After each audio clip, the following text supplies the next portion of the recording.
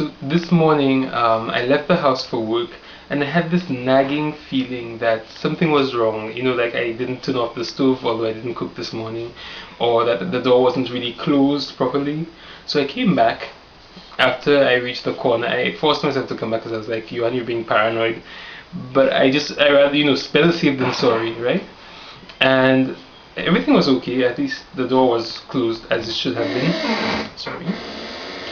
And and in the elevator, I met a neighbor, the downstairs neighbor, when I was leaving, and she reminded me of something that happened in this building just after I got here. It was like my second week or so, no, or was it my first weekend in Barcelona? First or second weekend in Barcelona.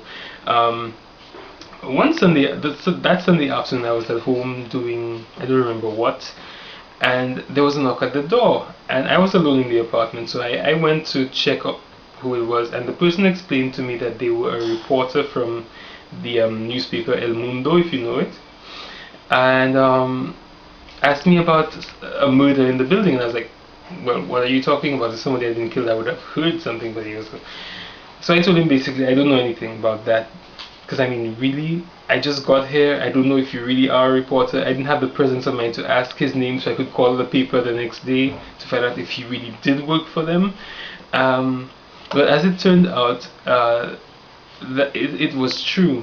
And the reason my neighbor was involved is that after he left, I know our apartment. I noticed he went to other doors, knocking and trying to ask questions. So when he left our floor, I went downstairs to the neighbor below us and asked, what was going on? What do you know anything? And then she was like me. She was like, no, we didn't hear anything.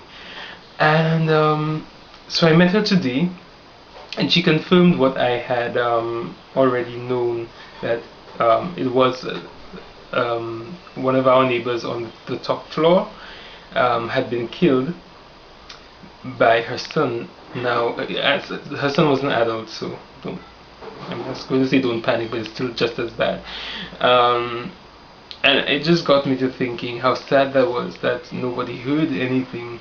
Well, she lives on the top floor. I think there are probably like 8 or so floors in this building, and we're on the 4th floor. So if he strangled her, or if he suffocated her with a pillow or something, obviously we wouldn't have heard from here. But still, the fact that freaks me out. That honestly freaks me out, that such a thing could happen, because you always hear about these things happening, and you read the newspaper or you see the news, and it's somebody else you don't know and never heard of and probably will never meet in your life, so you don't think it could happen to you or in your neighborhood, much less in your building.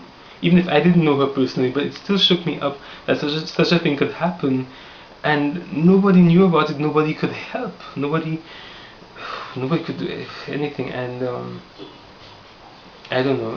I just wanted to talk about it. I don't know how I'm going to end this video, but yeah, just at the time it shook me up, and being reminded of it now, I don't know what to say. I find that really really scary and really sad. Have